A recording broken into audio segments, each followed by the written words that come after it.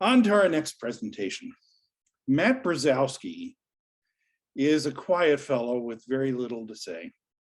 He does, however, admit to being a locomotive engineer with Canadian National and that he's had 6 years of experience in the railroad industry. When he's not at the throttle, he spends nearly every daylight hour trackside photographing trains.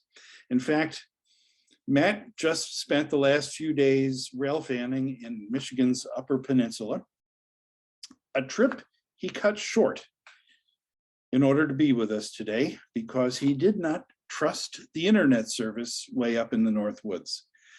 Matt Brozowski, why don't you unmute yourself and come to the fore, sir? Hello. I don't phone quite as much as you said I do, but yes, I did cut my trip short today specifically to be able to present this presentation. Also, there wasn't much going on up there. We went up to the Upper Peninsula for the greens on the LS&I. The greens weren't running. They were running their normal blue AC44s, so not a big loss. I don't think that I made a lot of changes in my life for this, but I'm very happy to be presenting here, and thanks to Mike for the opportunity. This is one of my weeks of vacation. I spent out in Colorado visiting my buddy Charlie. Shot a bunch of steam trains, and everything that we shot used to be Rio Grande. Obviously, it's not anymore. But yeah, so first off, right off the bat, within an hour of landing in Denver, Jason Carey was there to pick me up from the airport, and this was right away. Number 5 climbing out of Denver, climbing up the side of the Moffett Road. Moffett Road, if you don't know, 2% grades, peaks of 2.3% in specific spots. It's got the same tonnage rating as the Tehachapi Loop.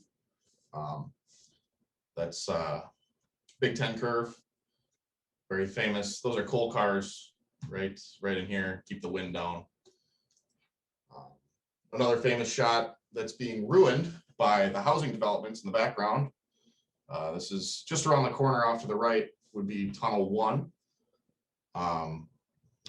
Loads coming down the hill, 2x4x1 distributed power setup for locomotives. And yeah, the yellow power matches with the yellow Caterpillar digging up the hill in the background, unfortunately. Big Ten curve from above, another coal train snaking its way down grade. You can see the power on the head end and the DPU on the rear, and then behind the trees, there's those 4 units, probably all in dynos, trying to hold the train to a controlled speed. After those shots, we knew there was another loaded coal train coming, so we headed west towards Moffett Tunnel. Right at Moffett, all the colors were gone, so we backtracked a little bit, find all these nice colors here, and waited for a little bit for this coal train. And then the final coal train of the day. This is at that steepest point on the grade. Tunnel 15, 14, and 13, right to left. This spot is called, what is this spot called? South Draw, sorry. Very picturesque part of the Moffett Road that Jason Carey helped me to get into, so thank you to him if he's watching. I don't know if he got the link to work or not. Moving on, we spent the night in Glenwood Springs, went to the bar, met about half of the crew from the Rocky Mountaineer, which you see pictured here. Had a lot of drinks with them. Engineer and station agent were both ex-Conrail men, which was awesome. It was so cool to be able to buy beers for Conrail engineers and hang out and talk to them. That was really neat. It was really rough waking up this morning bright and early to get the departure as they went through the canyon here. We ended up hiking up the side of the mountain and got here just in time to get this shot with the rocks in the background. Very, very cool. All of Colorado, just like Montana, you just point your camera. and you just take a picture and everything works. This is west of Parachute, Colorado. Still Moffett Road, but obviously we're on the other side of the Moffett Tunnel now. Starting to flatten out a little bit, and the formations are just insane out there. It doesn't matter if you shoot the coming at you, going away from you, everything looks cool out there. So it was a really cool chase when we chased them west here. This is the Minturn local in Quebec, which looks like Dubuque, but it's not. Little Rio Grande logo on the bridge there, which is pretty cool. And EMDs in Colorado. You can't beat it. Tunnel action. We hiked into this tunnel. They honked at us because we were a little close, but they were waving. So it's all good. After that, we spent a couple days on the Cumbres and Toltec. So we drove down here. This is within minutes of us showing up on their line. The train was coming down the grade coming back towards Chama. So this is the steepest part of the Cumbres and Toltec and also the easiest to access on the Chama side. Very picturesque snaking curves coming down the valley. All these shots, I mean, people have been here before. I'm not here to say that I'm the guy who takes narrow gauge pictures now, but the fall colors were so cool. We nailed the timing when we were out here, and some of the best fall colors I've ever seen were on this chase coming down. So following the steam engine down as a freight class 1 railroader, the brake shoe smoke was starting to worry me a little bit because I know some of these guys run friction bearing trucks, and I had never seen brake shoe smoke quite as intense as that before on such a small train. But that's 4% grade with, less than 10 cars. You just got to put a deep set into it and squeal your way down the hill. The smell was pretty good. They're really smoking the shoes up, and the engine really wasn't working too hard, obviously, because it's coming down the grade. But really pretty pictures for sure out here in Colorado. Probably the best color right there that we got. Another wide shot. I'm shooting all with the 7D Mark II, like the previous presentation talked about. Talking about the spray and pray action. It's insane how fast that thing shoots. I probably got 30 pictures just right here that I had to pick through to pick the right one, and that's the one we went with. Now we're down into Chama, delivering the passengers to the station. Lots of old coal tipples and water towers and stuff in there. It was really cool. Got some detailed shots here. You walk up to them and you say you work for the CN, and they let you up in the cab right away. It's no problem. So that was nice and easy. Firebox is really cool. Need to be able to just look in and see what's powering everything. And the manual labor that's a part of this is crazy. These guys also wear impeccable getups. The looks are, aside from the hard hat, everything else is era specific. And probably because that's just the right thing to wear.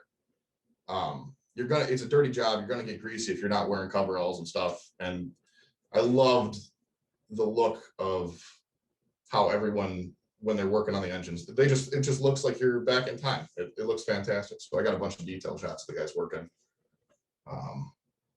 That one's pretty cool. That's one of my favorite shots from this trip for sure, right there.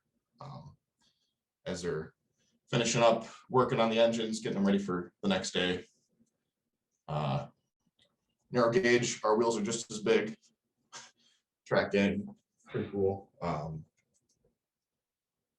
Closing shot for that day. In Chama.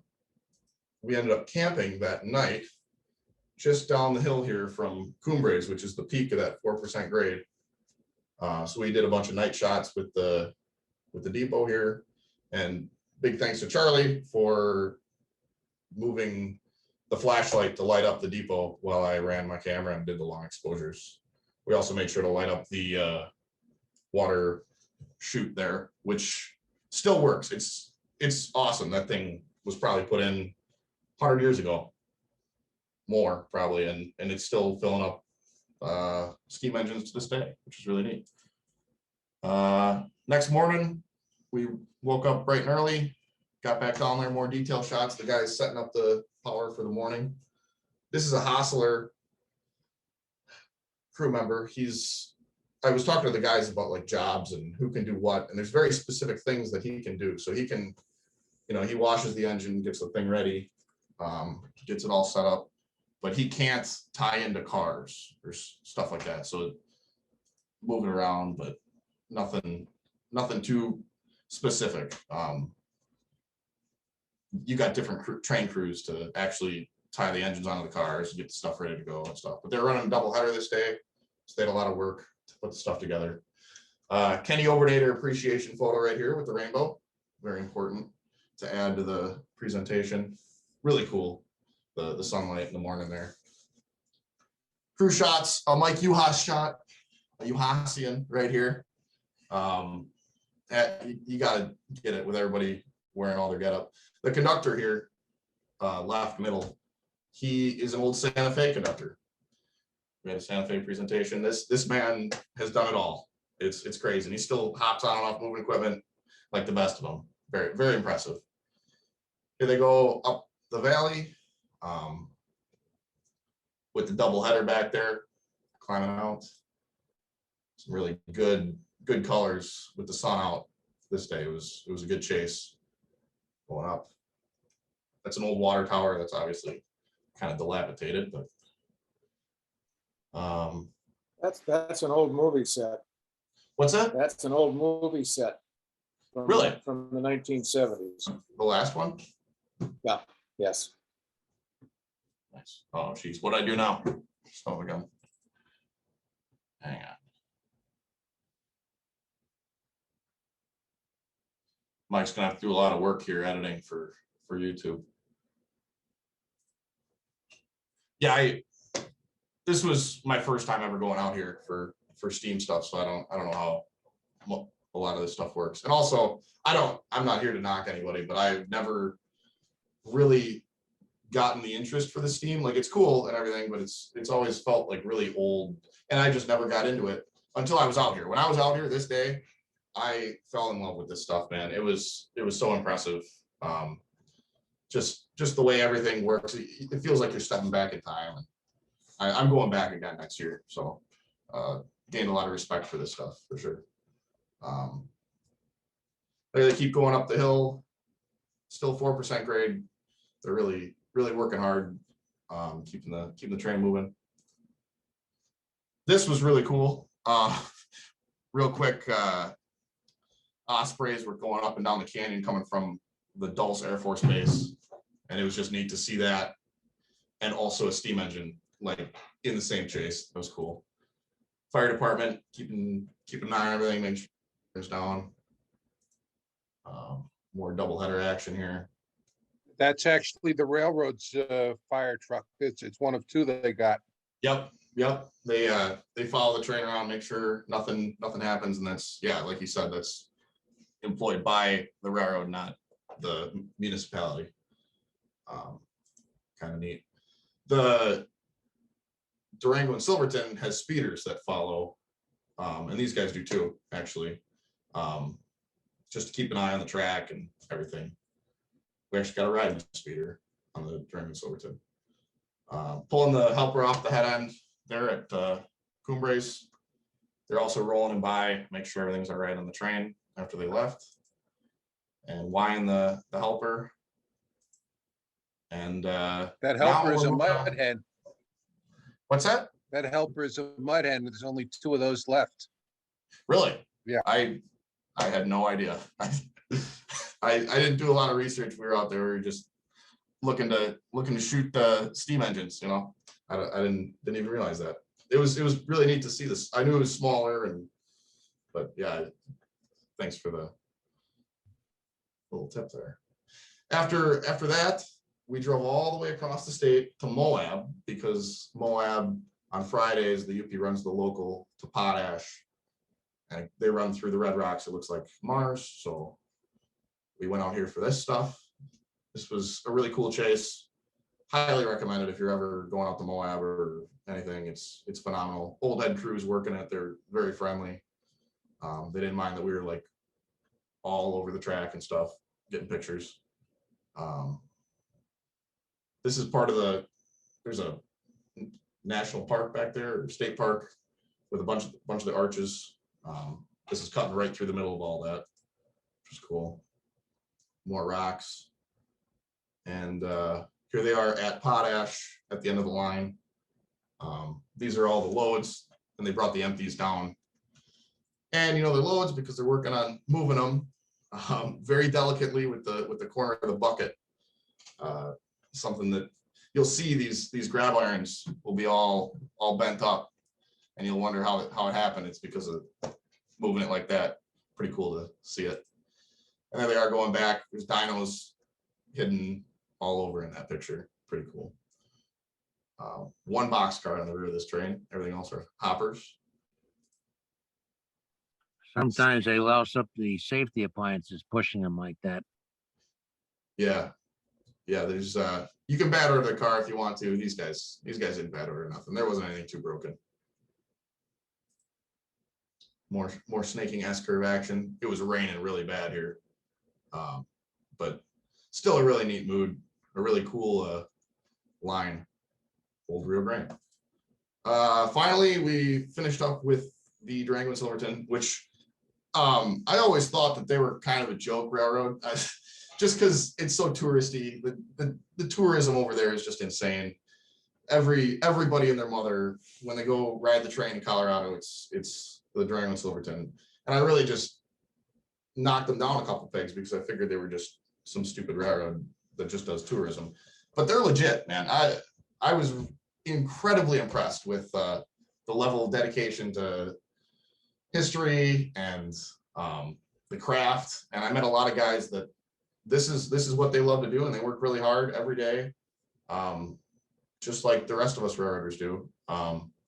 This boxcar says LCL, and that's not just some paint. That's legit. It's actually less than carload freight that they put into this boxcar. They will move rafts and stuff to places upriver that you can only get to from the tracks. They drop the rafters off, and the rafters go down, and then on their way back down, they pick them up downriver, and they can take them back into Durango. So it's legit LCL freight. They still got to fill out a waybill with how heavy every raft is and where they put it in the boxcar and all that stuff. It's old school. Really impressive to see that still happening. These guys are the train crew for the day. Engineer on the right, conductor on the left. Engineer is actually management, and he helped to get these Alcos from the White Pass, which was really cool. This was the last week that the Alcos were running in White Pass paint, so that was a target for when we were out there. The steam engines are actually going to be around longer than this paint will be because they're in the process of repainting everything. So we targeted that. We chased them around a whole bunch. Alco smoke, very cool. The Durango Silverton patch, it's just neat because Class 1 railroads do the patches, and when they sell off their engines to other railroads, it all gets patched out. But here we are, narrow gauge, 3-foot gauge, still doing patches just like anyone else. Views from above as they depart Silverton. Pretty cool. We got that LCL boxcar on the head pin and the river in the back. Looking away, some fall color. And then we hiked into this shot after being recommended by the conductor on the steam train, who I got a picture of him later, but phenomenal guy. We picked him up in the bed of Charlie's truck because he was looking for the red flag on a steam train that fell off. Took him back to the train, and for that he showed us how to get into this shot. Not a minute too soon because we sniped him there. Another Alco shot. Engineers looking out the back window to see if any of the brakes are on fire. Pretty cool. This is coming down just outside of Durango, and the last little chase through the valley here. Great light on that Alco. Phenomenal. This was cool to shoot an Alco narrow gauge in Colorado. Just a weird part of life that this is going on right now. Engineer again, cheesing. This guy was an Amtrak engineer and he quit to move out here and work for them. Really nice guy. Shot to the bridge. 1, 2. We get the steam train that followed him down. I wanted to get the steam engine in this crossing just because it's a weird mix of all the new power lines and stoplights and everything. But if you look real carefully, there's still a crossbuck standing here. And if you look at old pictures of steam engines here from back in the day, that crossbuck is still there, which is neat. There's Russell, the guy we picked up the day before. He was the conductor the day before. This day he's dispatching. This is off of Instagram, actually. Working hard, making sure all the trains have limits and they're all moving on time. So that was neat to be able to step into the dispatcher's office for a couple minutes. And finally, Alco again, a different rock cut, Rockwood actually, just downhill from Rockwood. Climbing up the grade. This was incredibly easy to get to. I was shocked that this is like a 2-minute walk from the road. And it looks like it's in the middle of nowhere, you know. And finally, a double header. This is not double header just for fun, just like on the Cumbres and Toltec. I thought that they do these double headers like for the photographers or for whatever, but that's because the train is too heavy to run with one engine. They need the second engine for it. So that was really neat to see that. And finally, we close with a shot from Charlie of me turning the water spigot at Cumbres there. And that's my show. So thanks for watching. Very nice, very nice. Good one, Matt, bro. Thank you. Thanks, Dan. Outstanding That was stuff, awesome. Matt. Great stuff. Thank you. Yeah, it was a really good show, and I like the fact that you got Mike May and Russell Hurt and some of those guys as well, because the crew out there really makes it. Yep. When I've heard stories about that train's photo charter that happened, which I should have gone on. I heard stories about some guy who was like offering to cut down trees for the shots and stuff. And Well, then it we was met Russell. And I'm like, oh, dude, that's totally Russell. That's just who he is. He's that type of guy. Whatever you need, make that shot work for you. He's the guy who does it. So. He had a chainsaw with a huge smile on his face the whole time. Yep. He's phenomenal. Yep, he sure did that. They were more than helpful, and probably the best charter I've ever been on, including the ones I ran out there. Really? Yeah. Yeah, it's very cool. It was a great time out there between Russell and all the other people. Mike's a great guy too. But those guys were so cool that like I legitimately thought about quitting the CN to go railroad out there, just be able to run steam engines, you know, just to do it for a little bit. Probably not going to happen, but who knows? Matt Bro, everybody. Give him a round of applause. Excellent, Matt Brozowski. Excellent work.